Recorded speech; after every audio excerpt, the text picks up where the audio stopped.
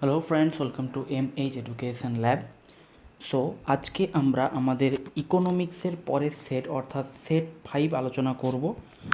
তো তোমরা জানো যে আমাদের চ্যানেলে এখন নিয়মিতভাবে এই আপকামিং ডাব্লিউবিসিএস প্রিলি এবং মেন দুটোকেই মাথায় রেখে বিভিন্ন টপিকের উপরে আমরা 200 টপ এমসিকিউর একটা সেট চালাচ্ছি, যেখানে কিন্তু আমাদের জেনারেল সায়েন্সের সেটগুলো অলরেডি কমপ্লিট হয়ে গেছে। এই মুহূর্তে ধরো আমাদের এই পলিটি, ইকোনমিক্স, হিস্ট্রি, জিওগ্রাফি এই সেটগুলো চলছে।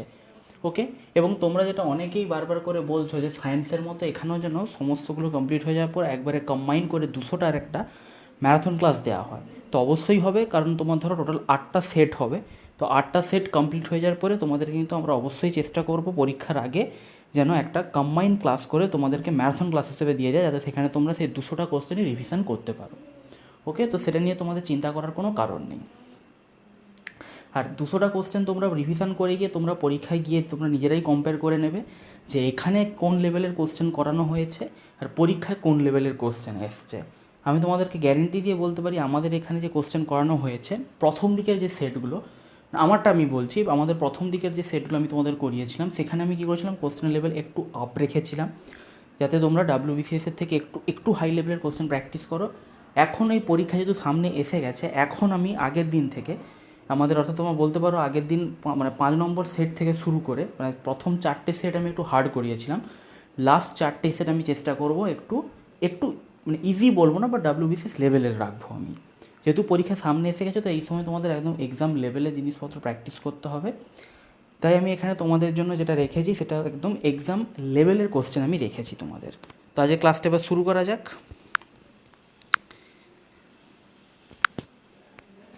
আজকে প্রথম কোশ্চেন বলা হয়েছে, দেখো কি, যে which one is the oldest stock exchange in India. আমাদের ভারতের সবথেকে পুরনো স্টক এক্সচেঞ্জ কোনটা? তো এখানে তোমাদের সঠিক উত্তর হয়ে যাবে অপশান এ, বিএসই, বোম্বে স্টক এক্সচেঞ্জ, যেটা 1875-এ স্টার্ট হয়েছিল। এটা সবথেকে পুরনো স্টক এক্সচেঞ্জ। আচ্ছা, তো তোমাদের প্রথমে একটা কথা একটু জানিয়ে দিই, সেটা তোমরা সকলেই জানো যে আপকামিং ডাব্লিউবিসিএস প্রিলিম 2021-কে টার্গেট করে আমাদের কিন্তু মক টেস্ট সিরিজ একটা লঞ্চ করা হয়েছে, যেখানে টোটাল 295টার মতো মক টেস্ট আছে, টোটাল 10,000 কোশ্চেন আছে, ফুল লেন্থ মক আছে 15টা, স্পিড টেস্ট আছে 220, কারেন্ট অ্যাফেয়ার্সের উপর টেস্ট আছে 60। এছাড়াও তোমাদের কিন্তু এর মধ্যে টপিক ওয়াইজ মানে সাবজেক্টের চ্যাপ্টার ওয়াইজও কিন্তু মক টেস্ট একটা করে দেওয়া আছে, মানে প্রত্যেকটা সাবজেক্টের প্রত্যেকটা চ্যাপ্টারের উপরে কিন্তু মক টেস্ট দেওয়া আছে, যাতে তোমরা পুরো একদম ফুল ফ্লেজ ডিটেলসে প্রিপারেশন নিতে পারো। তো আমি তোমাদেরকে অ্যাডভাইস করবো তোমরা অতি অবশ্যই কিন্তু ডাব্লিউবিসিএসের এটাকে মক টেস্ট সিরিজটাকে নাও, কারণ এটা কি বলো তো, প্রিলি এবং মেন্স দুটোতেই কাজে লেগে যায়। আমাদের প্রিলিমটা আপাতত চলছে, কিন্তু তুমি একবার এনরোল হয়ে গেলে কিছুদিন পরে যখন মেন্সের মক টেস্টগুলো আপলোড হবে, মেন্সের মক টেস্টগুলো কিন্তু তুমি প্র্যাকটিস করতে পারবে, কারণ এটা কিন্তু পুরো 1 ইয়ার ভ্যালিডিটি থাকবে। 1 বছরের মধ্যে তুমি যতবার খুশি এগুলোকে প্র্যাকটিস করতে পারবে। আমি তোমাদেরকে অবশ্যই অ্যাডভাইস করবো যে ডাব্লিউবিসিএস এর প্রিপারেশনের জন্য এত সুন্দর মক টেস্টের কালেকশন কিন্তু তোমরা কোথাও পাবে না, এবং এত কম দামে এত সংখ্যক মক টেস্ট কিন্তু তোমরা কোথাও পাবে না। তার উপরে ধরো 50% ডিসকাউন্ট তোমাদের জন্য রাখা হয়েছে। আমার নামের যে কোড SUBA50, এটা তোমাদেরকে জাস্ট একবার ইউজ করতে হবে। এটা ইউজ করলেই তোমরা কিন্তু ইনস্ট্যান্ট আমাদের এই মক টেস্টের কোর্সের উপরে 50% ডিসকাউন্ট পেয়ে যাবে। আমি তোমাদেরকে অবশ্যই বলবো এটাকে তোমরা অ্যাভেল করো, কারণ এত কম টাকাতে এত সুন্দর ডিসকাউন্টে এত ভালো একটা স্ট্যান্ডার্ড মক টেস্ট এবং এত বেশি সংখ্যক কোশ্চেন এখানে আছে, এত বেশি সংখ্যক মক টেস্ট আছে, আর এত সুন্দর ডিজাইন করা আছে, এরকম কিন্তু তোমরা কোথাও চট করে পাবে না। নেক্সট 2 নম্বর কোশ্চেন বলা হয়েছে, as of December 2019 Asian development bank has supported how many projects in India. Asian development bank কতগুলো ইন্ডিয়ান প্রজেক্টকে সাপোর্ট করেছে? সঠিক উত্তর কী হবে? সঠিক উত্তর হয়ে যাবে আমাদের অপশান বি, 730। দেখো বলা হয়েছে as of December 2019 Asian development bank has supported 730 Indian projects in various sectors like transport, energy etcetera through loan, grant and technical advice amounting of $47.96 billion, যেটা একটা huge amount. What is India, হ্যাঁ next question, what is India's rank in global rapeseed production. Rapeseed প্রোডাকশানে আমাদের Indian global ranking কত? এগুলো কিন্তু ইকোনমিক্সের মধ্যে আসছে। ইকোনমিক্সের আমাদের এগ্রিকালচারাল প্রোডাক্টের যে চ্যাপ্টার, সেখানে কিন্তু এগুলো এর মধ্যে থাকে। এই র্যাঙ্কিংগুলো তোমাদের মনে রাখতে হবে। এটার সঠিক উত্তর কত হবে? এটার সঠিক উত্তর হয়ে যাবে অপশান বি, 3। ইন্ডিয়া এই মুহূর্তে 3 নম্বরে আছে। টপ 2 কোনটা? টপ 2 হচ্ছে চায়না এবং ক্যানাডা। নেক্সট কোশ্চেন বলা হচ্ছে in which year new India and assurance is nationalised. New India assurance একটা কোম্পানি ছিল যেটাকে ন্যাশনালাইজড করা হয় কত সালে? এর সঠিক উত্তর হয়ে যাবে অপশন বি 1973। 1973তে এটাকে ন্যাশনালাইজ করা হয়। 5 number question which one of the following was free India's first big national scam. আমাদের স্বাধীন ভারতের প্রথম বড় অর্থনৈতিক স্ক্যাম বা স্ক্যান্ডাল কোনটা হয়েছিল?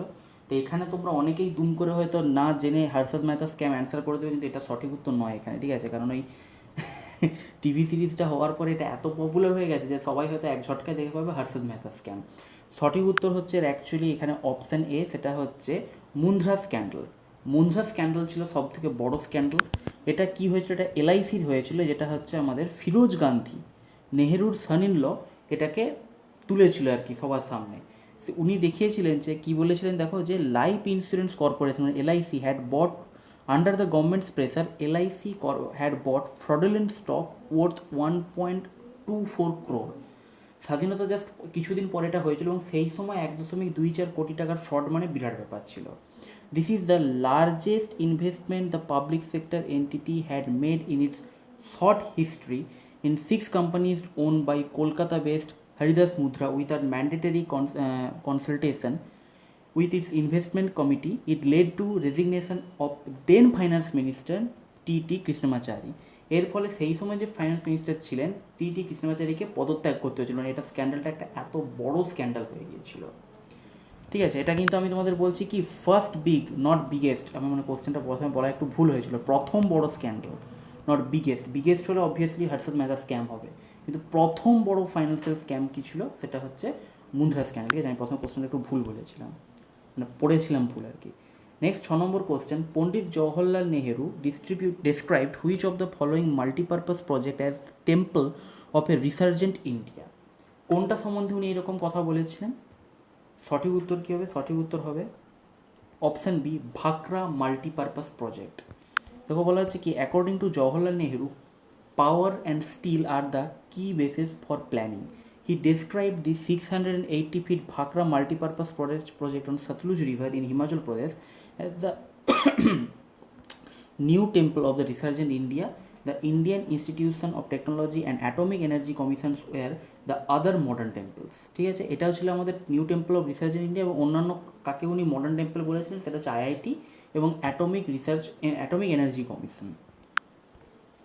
নেক্সট 7 নম্বর কোশ্চেন বলা হচ্ছে in which year India had to sell gold to secure loans from foreign investment banks. সোনা বিক্রি করে সোনা বিক্রি করে আমাদের লোন নিতে হয়েছিল কোন ইয়ারে? সেটা হয়েছিল 1991, অপশন বি 1991-এ। এবং এখন অবধি এটা একবারই হয়েছিল। বলা আছে 1991 India faced it's worst financial crisis ever. India for the first time had to sell 20 tons of gold to investment bank of UBS on 30 May on that year to secure a $240 million loan. It pledged gold three more times to secure $400 million in loans from Bank of England and Bank of Japan. All this gold was repurchased by the December that year। বছর পরবর্তী ক্ষেত্রে সেই বছর ডিসেম্বরেই সেটা আবার ইন্ডিয়ার financial condition যখন ঠিক হয়ে গেছিলো আবার ওটাকে ফেরত নিয়ে নেওয়া, মানে কিনে নেওয়া হয়েছিল। The Narasimha Rao led government with Manmohan Singh as finance minister has opened up the economy and dismantled licence raj. ঠিক আছে, ওই সময়ই হচ্ছে আমাদের হর্ষদ মেহতা স্ক্যামটা হয়েছিল নরসিমহা রাও যখন ছিলেন। নেক্সট 8 নম্বর কোশ্চেন হচ্ছে what is the average annual growth rate experienced by the logistics sector in the past decade? গত দশকে আমাদের লজিস্টিক সেন্টারের গ্রোথ কত হয়েছে? লজিস্টিকের গ্রোথ হয়েছে আমাদের, সঠিক উত্তর হবে অপশান এ 10.5%। বলা আছে অ্যাভারেজ অ্যানুয়াল গ্রোথ কত? 10.5% and reach 215 billion in 2020। What is India's rank? Next question, what is India's rank in gas reserve it holds? আমাদের গ্যাস রিজার্ভের দিকে ইন্ডিয়ার র্যাঙ্ক কত? সেটা হচ্ছে আমাদের সঠিক উত্তর হয়ে যাবে option A 2020।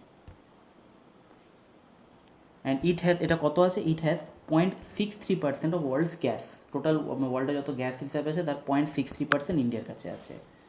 Next question, regarding budget 2021 choose the correct statement. হ্যাঁ, বাজেট দেখো আমি রিসেন্ট টাইপের কোশ্চেন দিয়েছি, একবার দেখে নাও তোমরা পড়ে। সঠিক উত্তর কী হবে এখানে, সঠিক উত্তর তোমাদের হয়ে যাবে অপশান এ অনলি 1। ঠিক আছে, no tax reforms have been brought this year, এটা ভুল। দেখো কী বলা হচ্ছে যে Sitharaman announced the scraping income tax for senior citizen under certain conditions. As per PM, India's fiscal deficit is set to jump to 9.5% of gross domestic product GDP in 2020 and 21 as per revised estimate. তো এখানে কিন্তু যেহেতু second অপশানে কী বলা হয়েছে, second অপশানে বলা হয়েছে যে no tax reforms have been brought this year, সেটা কিন্তু মোটেই ঠিক নয়, কারণ এখানে কিন্তু সিনিয়র সিটিজেনদের জন্য কিছু ট্যাক্স রিফর্ম করা হয়েছিল। ফার্স্ট অ্যান্সারটা ঠিক, আমাদের ফিসকাল ডিফিসিট 9.5%-এ পৌঁছে গেছে, সেটা ঠিক। সেকেন্ডটা ঠিক নয়। Next 11 number question, Sitharaman has presented the budget for how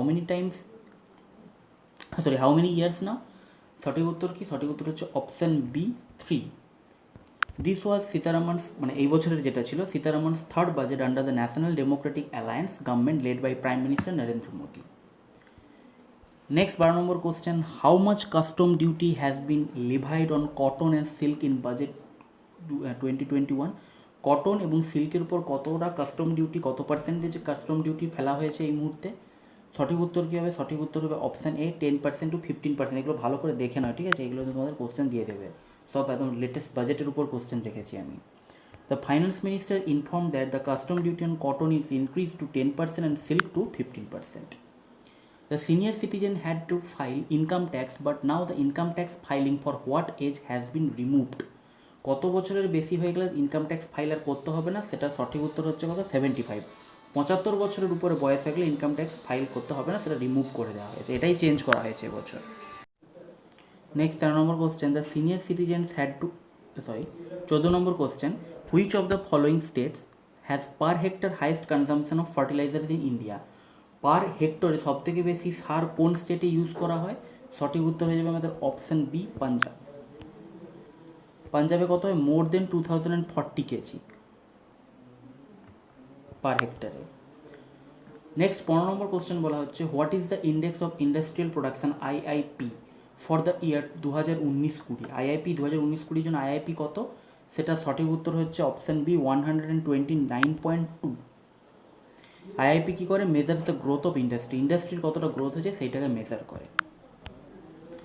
next 16 number question, what is the total output from MSMEs out of total manufacturing output.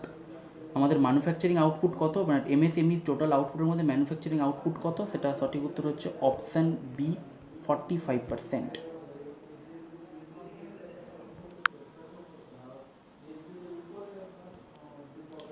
Next 17 number question বলা হচ্ছে, which is the top iron or producing state in India. সব থেকে বেশি iron ওর produce হয় কোথায়, সেটা হচ্ছে option A Karnataka. বাকি কে কে আছে, সেকেন্ডে আছে উড়িষ্যা, থার্ড নম্বরে আছে Chhattisgarh.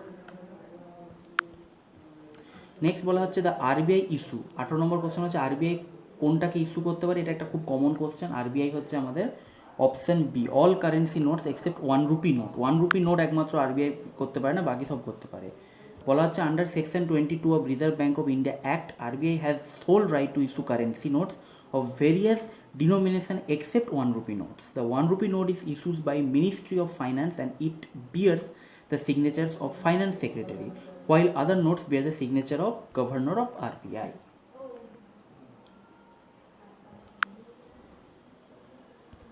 Next 19 number question, in context of India's 5-year plans, a shift in pattern of industrialization with lower emphasis on heavy industries and more on infrastructure begins in, এটা আমি অলরেডি এর আগে একবার বলেছি। সঠিক উত্তর কি, সঠিক উত্তর হবে আমাদের এটার অপশান সি 8th প্ল্যান। ঠিক আছে, তো এখানে আমি একটা কথা তোমাদেরকে অবশ্যই বলবো যে আমি তোমাদের এই সিরিজ মানে কোশ্চেনগুলো করানোর সময় দেখেছি কিছু কিছু স্টুডেন্ট যারা কিন্তু কমেন্ট করে, ডাউট জিজ্ঞেস করে কমেন্ট সেকশানে, তাদের আমি কয়েকজনের কিন্তু দেখেছি ডাউট খুব ভালো ভালো জেনুইন ডাউট আছে এবং তাদের কিন্তু প্রিপারেশান লেভেল বেশ ভালো। আমি তাদেরকে বলবো তারা কিন্তু এটাকে ক্যারি অন করতে থাকো, তোমাদের কিন্তু মানে WBCS অফিসার হওয়ার চান্স খুব বেশি, কারণ তাদের কোয়ারিজ থেকে বোঝা যায় তাদের কিন্তু প্রিপারেশান লেভেল বেশ ভালো, তাদের কিন্তু বেশ সলিড বেস আছে প্রিপারেশানের। Next 20 number question, bring out the only incorrect statement. এখানে একমাত্র ইনকারেক্ট স্টেটমেন্ট কি? সঠিক উত্তর হবে option A, reverse repo operation by RBI aims at injecting or increasing liquidity. মোটেই না, রিভার্স রেপো রেট সবসময় লিকুইডিটিকে কমানোর জন্য করা হয়। 21 number question, investment in which among the following is the most risk free asset of a bank as per RBI guidelines. কোনখানে তুমি যদি ইনভেস্ট করো সব থেকে সিকিওর কোনটা, সেটা হচ্ছে option B, government approved securities, কারণ এটা সরাসরি আরবিআইয়ের কাছ থেকে আসে। ঠিক আছে, আরবিআই তোমাকে এটাতে ট্যাক্স, তুমি যদি গভর্নমেন্টের সিকিউরিটি বা বন্ড যদি কেনো, ঠিক আছে, সেই বন্ড কিনলে তার কিছু তোমার ইন্টারেস্ট থাকে, এবং পরবর্তী ক্ষেত্রে তুমি যখন বন্ড বিক্রি করবে তখন যে দাম হবে বন্ডের বেড়ে সেই দাম তুমি পাবে। তো এখানে কোনোদিনও টাকা ডুবে যাওয়ার বা লোকসানের কোনো ভয় নেই, কারণ সরাসরি আরবিআই এই জিনিসগুলোকে মেনটেন করে। যেটা এখন তোমরা জানো যে একটা বেরিয়েছে সুভেরেন গোল্ড বন্ড এসজিবি, এটাও সরাসরি আরবিআই মেনটেন করে। এই জন্য এই সমস্ত জায়গাগুলোতে টাকা লস হওয়ার কোনো ব্যাপার নেই, সব থেকে সিকিওর হয় এরা। 22 নম্বর কোশ্চেন, এমনি তো এসবিআই যে আছে বা ন্যাশনাল বিভিন্ন গভর্নমেন্ট ব্যাঙ্ক আছে, এরা খুব সিকিওর হয়, বিশেষ করে এসবিআইয়ের তো মোটামুটি রেপুটেশন ভালো, সিকিউরিটির দিক থেকে দেখতে গেলে খুব সিকিওর হয় এসবিআই। মেবি হয়তো প্রাইভেট ব্যাঙ্কের তুলনায় এদের ইন্টারেস্ট রেট একটু কম, বাট সিকিউরিটির দিক থেকে দেখতে গেলে এসবিআই কিন্তু প্রচণ্ড ভরসাযোগ্য। বা আমি তোমাদেরকে বলবো, তোমরা কিন্তু তোমাদের মেজর টাকা অবভিয়াসলি এসবিআই বা কোনো প্রাইভেট গভর্নমেন্ট ব্যাঙ্কেই রাখার চেষ্টা করবে। প্রাইভেট ব্যাঙ্কে কিন্তু মেজরিটি রাখবে না, কিছু পরিমাণ রাখতে পারো, মেজরিটি অফ ইনভেস্টমেন্ট তোমাদের কোনোদিনও এদিক ওদিক করা উচিত নয়। আমি জানি এসবিআই তোমাদের ইন্টারেস্ট রেট একটু কম, but secure. 22 number question, which one of the following is not correct. এটা তো খুব ইজি কোশ্চেন, অপশান ডি হচ্ছে 4th 5-year প্ল্যান, অপশান, এখানে সঠিক উত্তর হচ্ছে option D. Next question 23 number question, which among the following was the first government company to privatize in India. এটা ভালো কোশ্চেন, কারণ এটা অনেক জায়গায় বিভিন্ন জায়গায় বিভিন্ন রকম আছে। এর সঠিক উত্তর কী হবে বলতো? সঠিক উত্তর হবে actually modern food industries limited. ঠিক আছে, এখানে অনেক জায়গায় আমি দেখলাম অ্যান্সার করেছে মারুতি উদ্যোগ লিমিটেড, মোটেই না, কারণ মডার্ন ফুড ইন্ডাস্ট্রিজ লিমিটেড প্রথম 2000 সালে প্রাইভেটাইজ হয়ে গিয়েছিল, আর মারুতি উদ্যোগ লিমিটেড হয়েছিল 2003-এ। ঠিক আছে, এই জিনিসটা তোমাদের মাথায় রাখতে হবে। এবং মডার্ন ফুড ইন্ডাস্ট্রিজ লিমিটেডকে হিন্দুস্তান ইউনিলিভার কিনে নিয়েছিল 2000 সালে, সেই কারণে এটাই সঠিক উত্তর হবে মডার্ন ফুড ইন্ডাস্ট্রিজ লিমিটেড, কারণ স্টার্টিং হয়ে গেছিলো 2000-এ। আর মারুতি উদ্যোগ লিমিটেড অনেক জায়গায় অ্যান্সার আছে, কিন্তু আমি বলছি এটা অ্যান্সার, এটা কিন্তু অ্যাকচুয়ালি শুরু হয়েছিল 2003-এ প্রাইভেটাইজ হওয়া। Next 24 number question, which among the following formalities fiscal policy formulates fiscal policy. Fiscal policy কে করবে, সেটা হচ্ছে আমাদের সঠিক উত্তর হবে কি? সঠিক উত্তর হবে option B, finance ministry. Next আজকে last question, national rural development institution is situated in. কোথায় আছে? সঠিক উত্তর কী হবে? সঠিক উত্তর হবে আমাদের অপশান সি, হায়দ্রাবাদ। ঠিক আছে, বলেছে national rural development institution is situated in Hyderabad and it is an autonomous organization. It is involve in rural research and training in rural development. ঠিক আছে, তো এই ছিল আজকের তোমাদের কোশ্চেন্সগুলো। আশা করছি তোমাদের ভালো লেগেছে। যদি ভালো লেগে থাকে ভিডিওটাকে অবশ্যই লাইক করো, বন্ধুদের সঙ্গে শেয়ার করো, আর এমএইচ এডুকেশন ল্যাব চ্যানেলকে সাবস্ক্রাইব করে বেল আইকনটা প্রেস করে দাও, যাতে এই চ্যানেলে আপলোড হওয়া বিভিন্ন ভিডিও নোটিফিকেশানসগুলো তোমরা নিয়মিতভাবে পেতে থাকো। আজকে এখানেই শেষ করলাম। নেক্সট দিন আবার একটা সাবজেক্টের একটা সেটে দেখা হবে। ততদিন অবধি তোমরা প্রিপারেশান চালিয়ে যেতে থাকো। Thank you, have a nice day and all the best for all of your upcoming exams. Thank you.